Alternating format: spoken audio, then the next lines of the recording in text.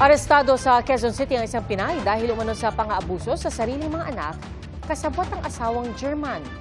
Saksi, si John Consulta, exclusive.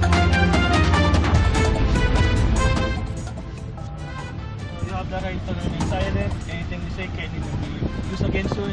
Walang kawala ang babaeng yan nang makorner ng mga tauhan ng Bureau of Immigration Fugitive Search Unit sa Quezon City. Ang narestong babae, 57 anyos na Pilipina na isa ng German citizen.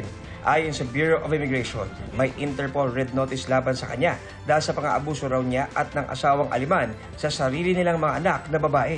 From 5 years old and 8 years old nung kanilang mga anak ay doon nag-umpisa yung mga pang-aabuso na ginawa nila.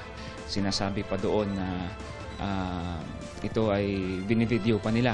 Mismo mga anak umano nila ang nagsumbong sa otoridad, kaya naaresto sa Germany ang kanilang ama, habang ang kanilang ina tumakbo rito sa Pilipinas at nagtago hanggang sa tuluyang mahuli.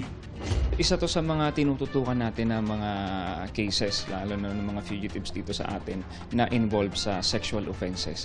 Kasi iniiwasan natin na may mabiktima rin sila dito. At kailangan niya rin mapanagutan yung mga kasalanan niya sa Germany. Ide-deport pabalik sa Germany ang suspect na wala pa ring pahayag. Para sa GMA Integrated News, ako si John Consulta, ang inyong saksi.